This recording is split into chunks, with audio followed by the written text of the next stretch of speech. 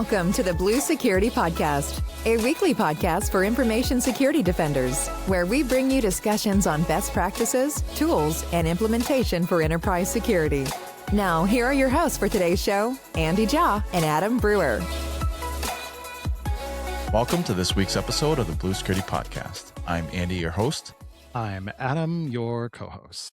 All right, we got three great articles to talk about today. The first one I wanted to highlight is I came across this article and I thought it was really interesting.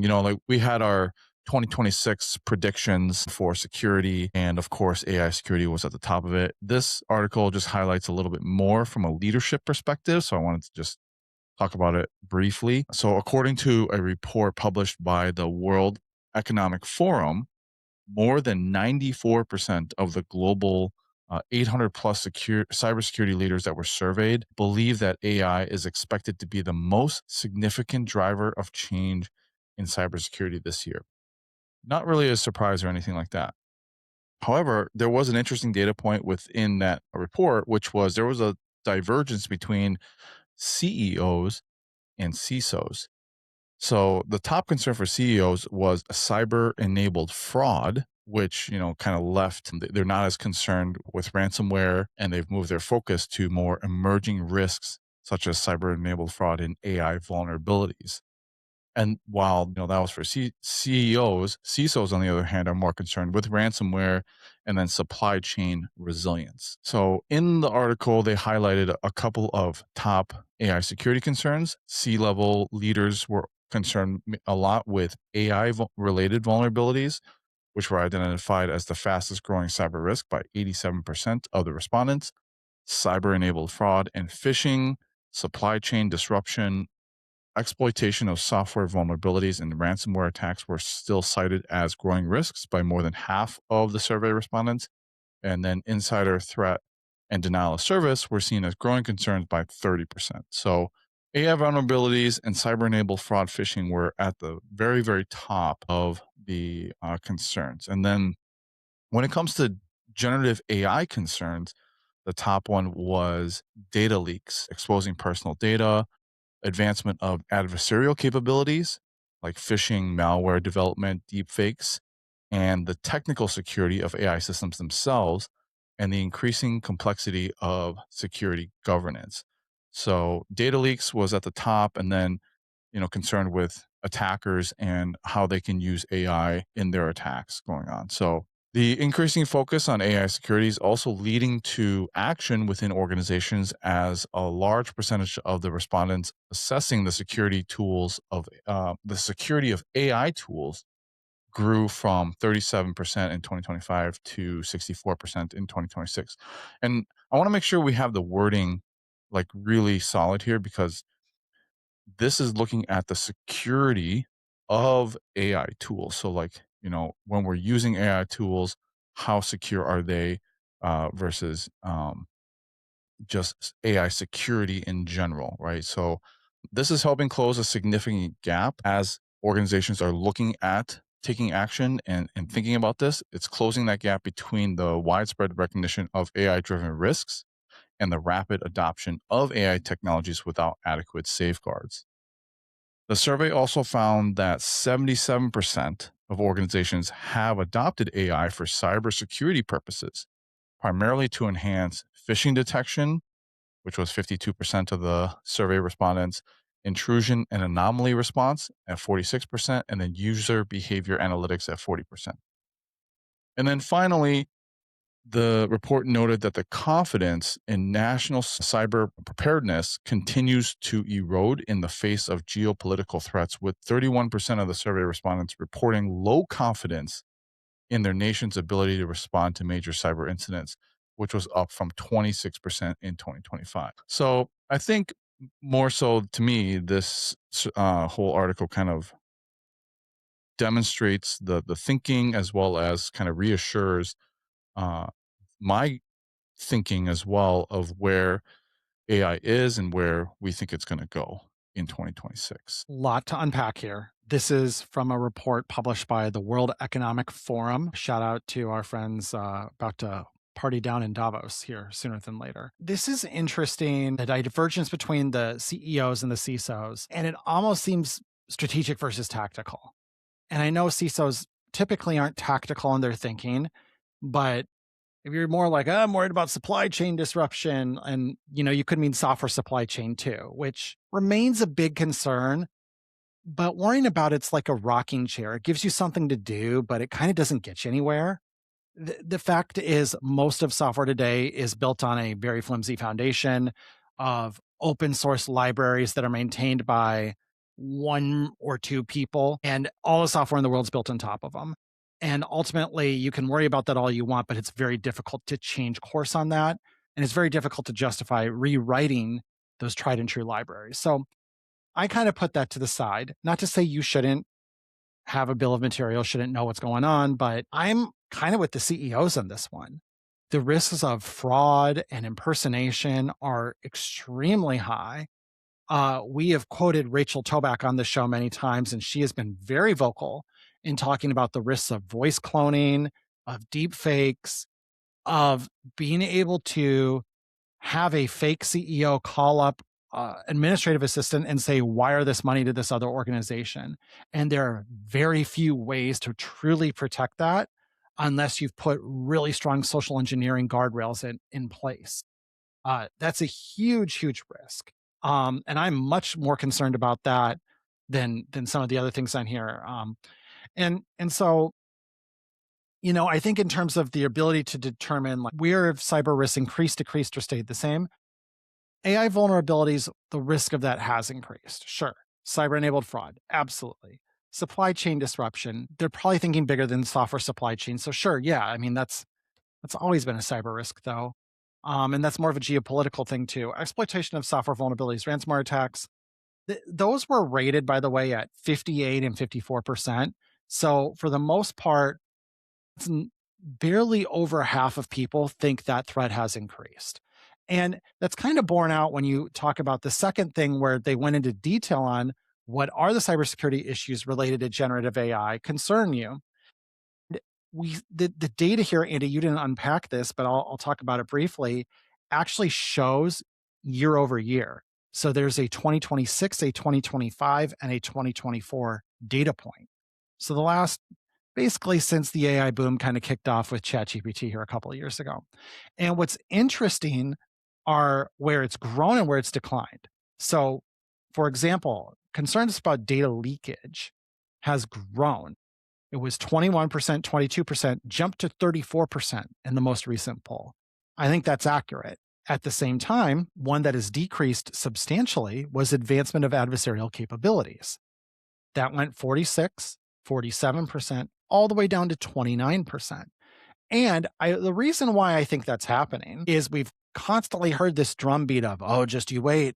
These attackers are going to start using AI to do better phishing, develop better malware, generate better deepfakes. It's been the boogeyman.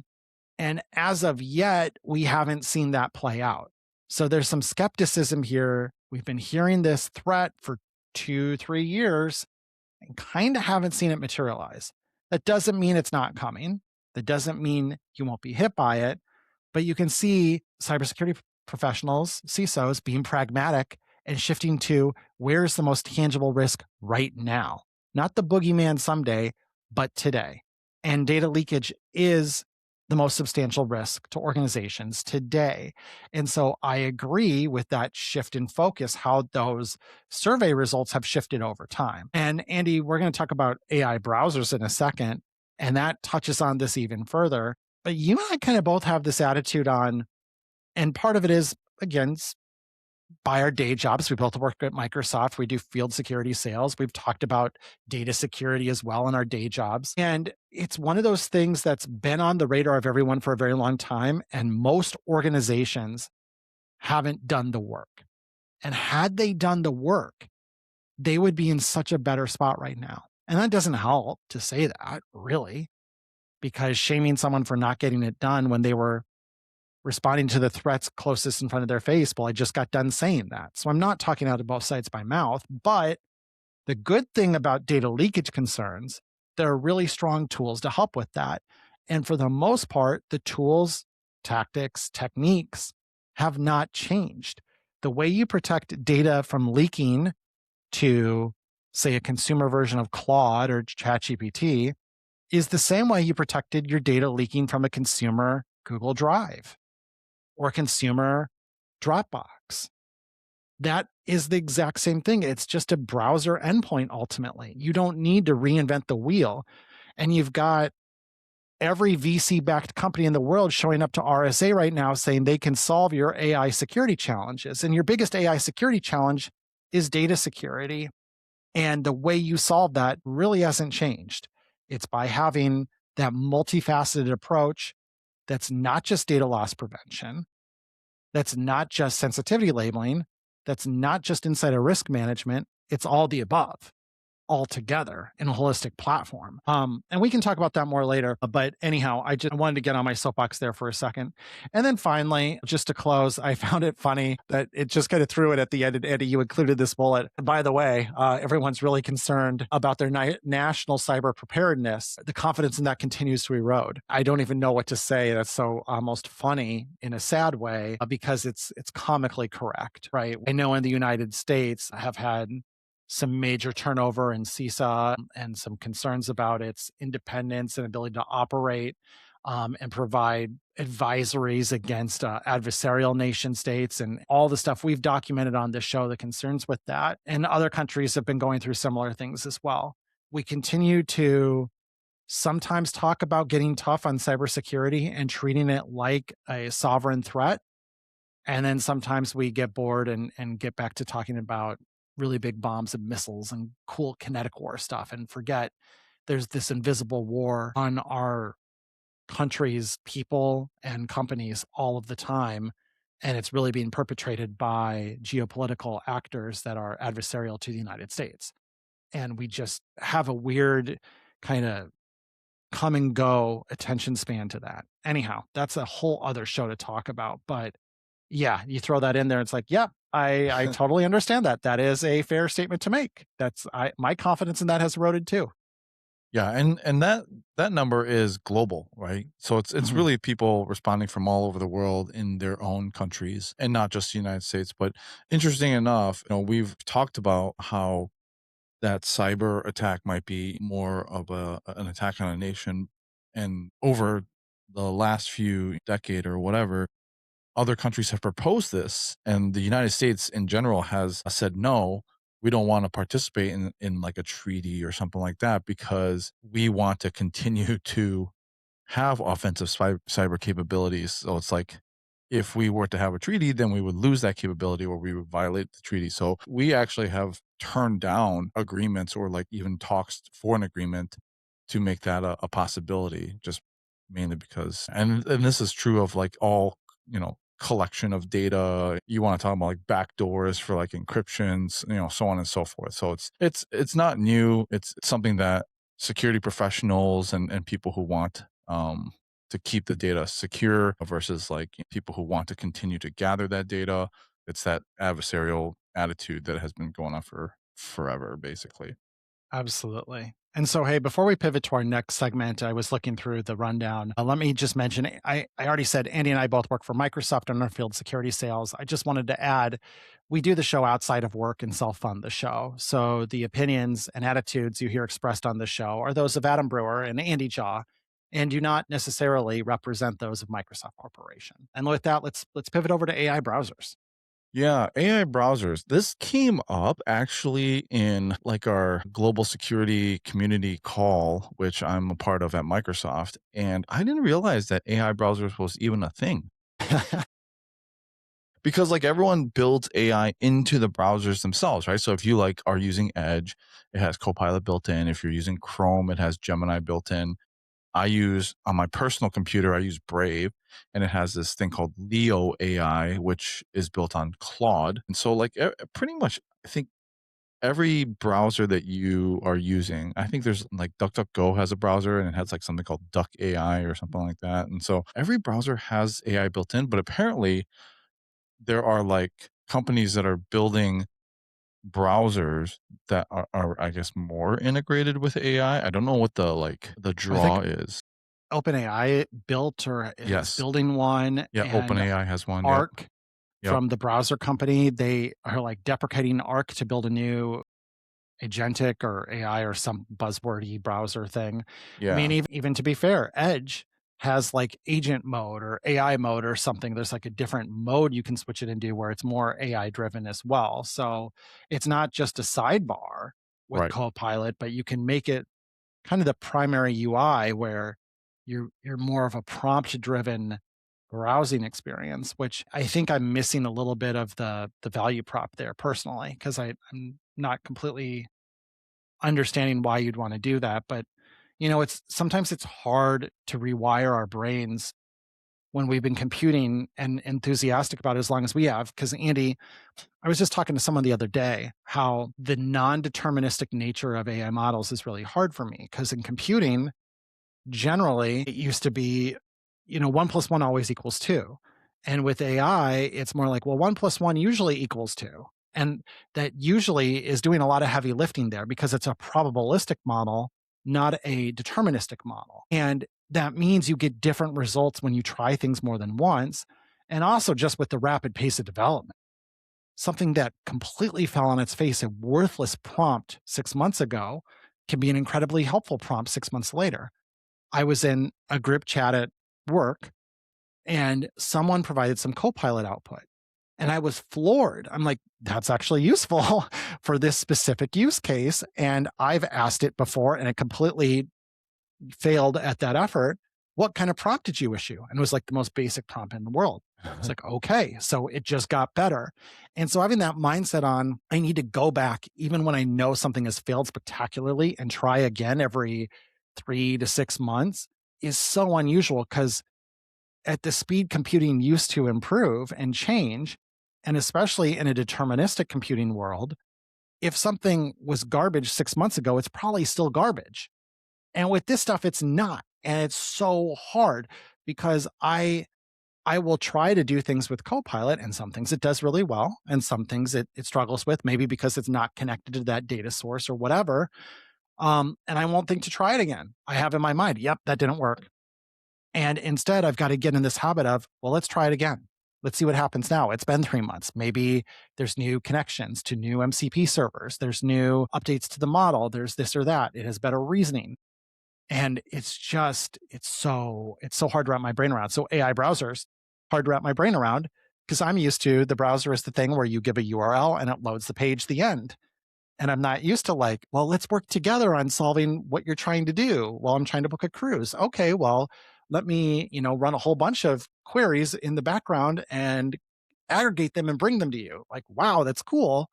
I didn't think to do that. And it's hard. So Yeah. I think we're both going through that. A lot of our generation that grew up in that world has a hard time with this, where maybe AI natives have an easier time because they're used to things changing so rapidly. And I'm sure there's some reason, right? I'm sure there's people who are using them or want to try them out have a reason to do it. And what struck me as kind of interesting was Gartner has a report. I wasn't able to read the report because you have to be like a Gartner customer. Because Gartner. Yeah. But if you are a Gartner customer, you can go and download it and take a look at it. The report's titled Cybersecurity Must Block AI Browsers for Now. And that to me is just the wrong attitude to have, like in general. Everything wrong with cybersecurity, right? Yeah. Like we get something new or we get this thing and our knee jerk reaction is to block it. When AI came out, the knee jerk reaction was, okay, we got to block Chat GPT. And then all of a sudden Claude is out.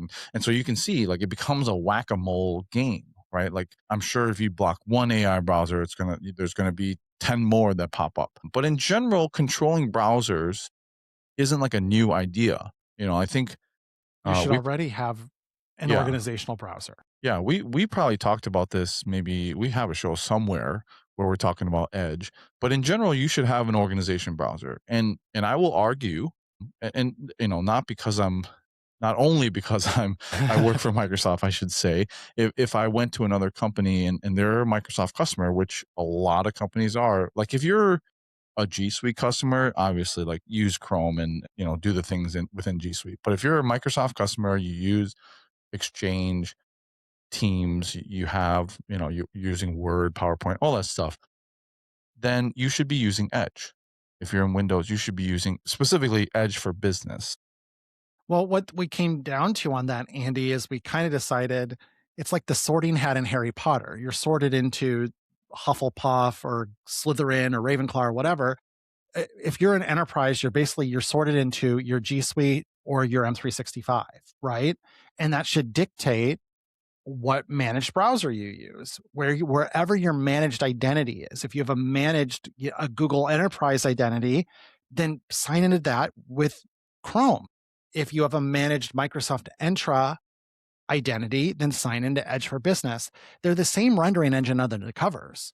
So ultimately, where you're going is, what is the native integration with my enterprise identity?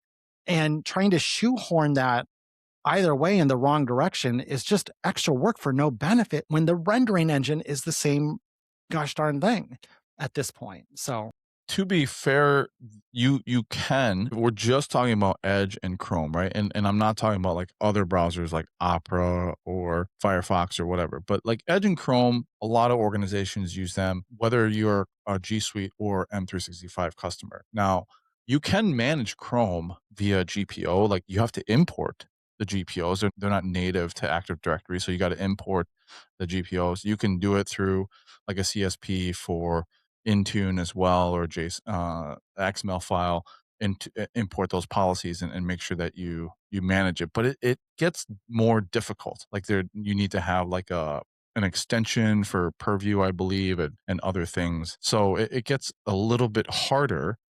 And for what benefit? I don't see the benefit when, like you said, the rendering engine, it's going to render the web pages the same. yeah, it's So not an app compat thing. I think for a lot of orgs, I mean, when Edge was its own rendering engine, it updated very slowly because it used to only ship with Windows updates. Meanwhile, Chrome was decoupled from any other updating service and was shipping updates all of the time. Well, that's been different for half a decade, yeah. right? The Edge, Chromium based Edge has been out since 2020 or 2019 or something. So ultimately, sure, if that was a legacy way of thinking, and that's fine, I understand. I mean, Edge used to suck. Let's be honest. That's why it switched. And today, it's just, why are you making your life harder? And that's why I described as really the sorting mechanism should be, what is your enterprise productivity and collaboration platform? And that should inform what browser you use. And to also just to make sure, to our listeners, I'm just talking from an organization standpoint. On a personal note, you can use whatever Do browser that whatever you, you want. Yeah. yeah, Whatever feel like. makes you happy. But from an organization standpoint, if you're a Microsoft customer, Edge makes sense, right? Like you can integrate conditional access seamlessly, Purview DLP policies, session controls through Defender for Cloud Apps. You have unified manageability, configuration policies through Intune. You can block like stuff like Copilot to page content, ensuring that your company data is not sent to Copilot. You have integration with insider risk management, policy-based risk monitoring, alerting, auditing, all that part of the incident forensics and mitigation. And I could go on and on. But the point that I'm trying to make is, for Microsoft customers, that this is not a point of contention. Like I will argue until I'm blue in the face that Edge is by far, if you're a Microsoft customer, you use Microsoft, it is the most secure browser that you can use for your organization, period. It is the easiest, the least amount of work, and the most secure when it comes to data security, right? And this is the biggest thing, right? Like we talked about data security beforehand. In the AI security, Edge is gonna be that way. Like you can require Edge to have that conditional access policy. You can integrate with DLP. It is um, it is the easiest way that you can control your company data from not getting exfiltrated. And it'll integrate with stuff like an endpoint DLP solution, which again, like Microsoft has something, but if you have your own, you can tag that on as well. If you're a Microsoft customer, it's already built in, right? So yeah, and like you said, Adam, in our previous thing, AI security, AI, when you talk about like data exfiltration to AI, it's nothing more than just data security, which you should already be doing. So if you're concerned about data security within AI, you should get started on data security in general. And that best time to do that would have been yesterday. but the next best is right now. So, and like we said this before, where organizations are so overwhelmed thinking about like all the data that they have to protect from like, the last year and the previous year, that they let that be a barrier to just starting. And, we recommend that organizations just get started on data security, protecting what is generated now. And then once those are in place, you can go back and look at the previous data that was generated. And additionally, I think a lot of organizations, you can expound on this, Adam, but a lot of organizations don't have that personnel or knowledge to do that. There are plenty of really good partners in this space that can help you kick off a POC, kind of give you a jump start if you need to, and just get you started in that process. And there's even like ways to fund that if you need to. So, don't let any of those like concerns that you have be a barrier to just getting started, because I know that this is a concern of every single person listening to this show. Perfectly said. I think ultimately, to sum up our point on this, going back to the browser thing first and then tying off on the data security thing, Gartner says cybersecurity must block AI browsers for now. And what we're saying is that's the wrong mindset. With browsers, you should have one browser to rule them all. Now I've gone from a Harry Potter reference to a Lord of the Rings reference, but seriously, you should have, this is our browser. This is the only browser you will use unless and only you have a documented exception. That's how you should run it. And so it should be, there's nothing to block because you've already done the work. You've already established this is our browser, the end. You don't use other browsers. Now, on the data security piece, Andy, I think you said everything beautifully. The only thing I'll add, you touched on, hey, a lot of orgs don't have the expertise in-house. And what I would say to that is, data security is so little of it. So little of data security is a technology problem. Most of it is in other parts of the business. It's in compliance, it's in legal, it's in risk, it's in overall management of the company being on board with, we are going to do this, and leading from the front and leading by example. And so the best partners to bring in to help with this typically are not like the super great Microsoft 365 security partners that do a great job. And we've got some awesome partners there. And you know what? They can do a bang up job doing data security as well. But if you want the best, where you go are the firms that are primarily dealing with legal teams and a lot of compliance teams, a lot of risk teams. I'm talking about Epic Global. I'm talking about Lighthouse. Those are my top two for this because they know how to come in and speak the language of your legal team. They know how to come in and speak the language of your compliance team and partner with them and help them understand what they're trying to do and speak in their natural tongue. And then they can translate that to the technology part, and they can provide excellent guidance on not just how to achieve great data security, but how to achieve great data lifecycle management, great records management, all of these things that are all interrelated that help you secure the company, secure your data, get rid of your data when you don't need it anymore, meet your legal needs for discovery and production, meet your protecting the company needs by getting rid of data you no longer need and no longer have a compliance reason to retain. They can do all of that. So highly recommend if you're still sitting on the fence or you're trying to get started, those are actually some of the best orgs to talk to. And I promise you, your Microsoft account team can put you in touch with them if you need help getting connected.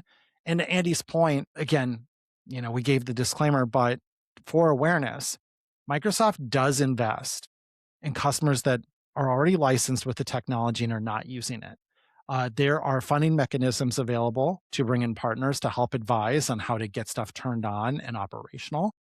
There are internal resources. If you have a unified agreement, there are workshops, there are cloud solution architects that can help. Even if you don't have a unified agreement, if you just literally have 250 Microsoft 365 licenses or more, you are entitled to help from the Fast Track Center. And they can provide guidance on how to get stuff turned up too. So the point is, there are multiple layers and levels of investment from Microsoft to help you get this stuff turned on. And we love to see customers do more with data security because it's not just AI security. AI security is just one outcome from it, but you get so much more when you do it because this stuff's been around for a long time. It's never been as top of mind as it is right now to get it deployed and get going. Well said, Adam. All right, our final article that I just wanted to touch on, like it's interesting because some of this old vulnerabilities and old attack vectors are still lingering. We talked about turning off that or curb roasting a few weeks ago and how RC4 is getting deprecated. And so shout out to the Mandiant team, which is part of Google. They put out this great guidance that I'll put in the show notes on net and NTLMv1. Sorry, stumbling over that there. And it has a comprehensive data set of rainbow tables, the hash values to underscore the urgency of migrating away from this outdated protocol. And the reason why they put this out is even though NTLMv1 has been deprecated and known to be insecure since at least 2012, Mandiant consultants continue to see its use in active environments. And so the release of the rainbow tables is really to help security professionals demonstrate, kind of prove out to maybe leadership if there's like some sort of pushback against disabling it. So you can demonstrate the insecurity of this NTLMv1 by just saying, hey, look, they literally have hash tables that attackers can run through it and crack your encryption and get the keys. So really there's not a whole lot to do here. Definitely make sure that you have policies. You can go and look at GPOs or Intune and make sure that you are forcing NTLM v2 responses only. So right at the end of the article, it walks you through which GPOs to go to. You can also probably translate that to Intune if you need to for endpoints. But yeah, turn off NTLM v1. It's one of those things that just kind of pops up in maybe you join a company and you don't know the GPO state or whatever, because there's a bunch of legacy GPOs. But yeah, just double check, make sure that you are forcing NTLM v2 only. I immediately had the meme from Dodgeball pop into my head of that's a bold strategy, Cotton. Let's see if it pays off for them. I love it. I love stuff like this. I used to work at an organization and we had this vice president over us, and he was so change averse, so risk averse. If anything potentially had any user impact, he would completely push back, pump the brakes, not let us make the change until we could demonstrate there would be no impact, or we had to give detailed explanation of exactly what the impact was. I mean, that's good practice, is to understand the impact at a high level, but I'm talking like an obscene amount of detail on every possible outcome. It was really very painful.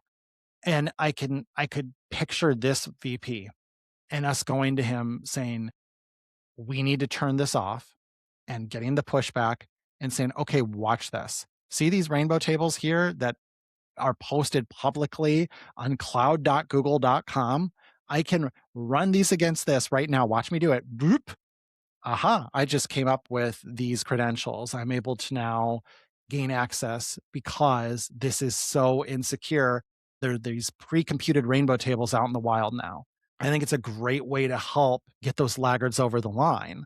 And to your point, Andy, most of them are not, it's not intentional, it's accidental. And that's just the added firepower you may need to push a overly conservative or cautious leader to sign off on making the change and getting it turned off. So I actually love the boldness of that and including the rainbow tables in there. That's really cool. We touched on this when we were talking about the RC4 change, which, we pointed out Microsoft has recommended disabling for 15 years or whatever it was. But the change we talked about on this show was that it would now be disabled by default in future installations of Windows and Windows Server. And this is another one of those things they could see same thing happening to. Nothing to share today, but as we continue to see that Secure Future Initiative drive secure by design, secure by default design ethos, we will see more of these insecure settings like this just ships turned off. And maybe it already does. See, and this is where I can be ignorant. I don't know